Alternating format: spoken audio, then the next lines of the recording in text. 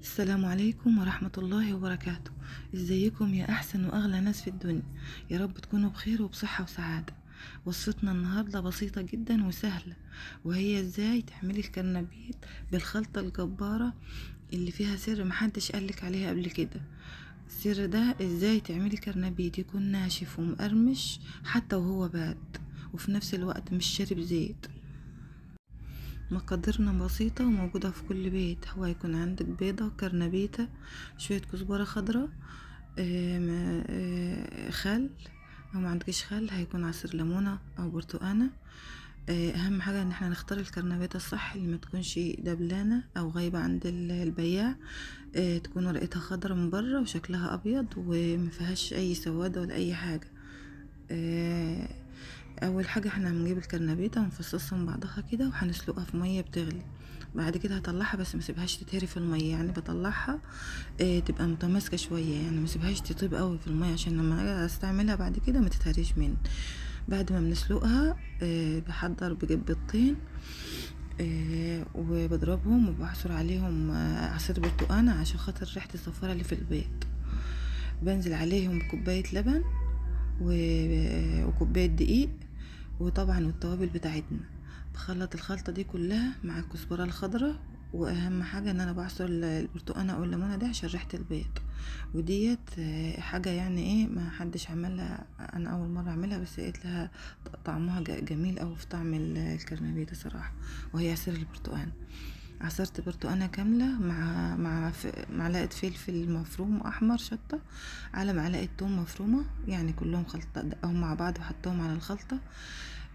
قلبي الخلطة بتاعتك، وبعد كده هنزل بيها على الكرنب المسلوق واقلبها طبعا كويس جدا جدا. خلي التتبيل الكرنب الكرنبيت يشرب التتبيلة اللي معانا. اسيبه فيها شويه لحد ما يشرب التتبيله. ودي بقى السر اللي انا هقولك عليه، اللي تخلي الكرنبيطه بتاعتك ما تشربش زيت، وفي نفس الوقت بتبقى شكلها مش يعني مش مفروده كده. اما الاول بنضيف التوابل بتاعتنا، فلفل، كمون، ملح، واقلب الخلطه كويس واروح مفضيه. بعد ما بحط التوابل بتاعتي واقلب الخلطه كويس قوي،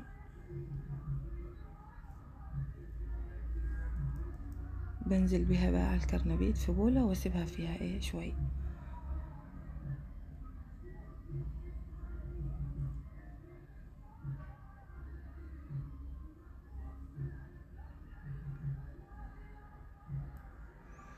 احاول اقلبها بالبولة كده وانطقها كده بحيث الخلطة اللي فوق يجي تحت واللي تحت يجي فوق، بدل ما اقلبها بايدي والكرنبيت يتهري.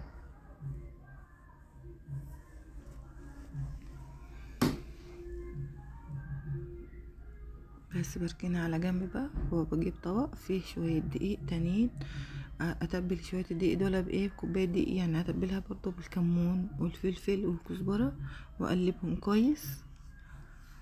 واخد بقى الكرنبيت اللي معايا اللي هو في الخلطة دهوت، واتك اضغط على الكرنبيتة كده بايديا الاتنين لحد ما تطلع المية اللي هي شربها من السليق، وفي نفس الوقت تطلع تاخد شكل الجزء اللي هو متساوي كده من الجنبين، ما بتبقاش فردة جامد، بحيث لما اجي احمرها تحمر معايا كويس وتطلع مسوية كده وكأنها قرص طعمية او ما تبقاش يعني مفرودة قوي، ومبقى مش عارفة تاخد لون كويس من زي الشكل اللي انتوا شايفينه كده، يعني ما شاء الله تبارك الله.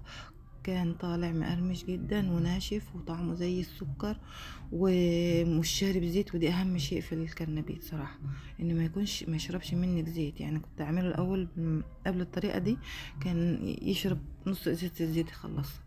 طبعا الزيت غالي، واحنا عارفين الزيت بقى نار محدش قادر يشتريه، بس كمان بعيد عن ان هو غالي، ان هو مش شارب زيت يتعب صحه الانسان يعني. بس دي كانت وصفتنا النهاردة، وان شاء الله يا رب تعجبكم. ما تنسوناش بقى في لايك وشير، ويا ريت اي حد يعني يشوف الفيديو بتاعي يكتب لي كومنتات يشوف ال خلصنا. طيب بعمل له تصدير خلاص.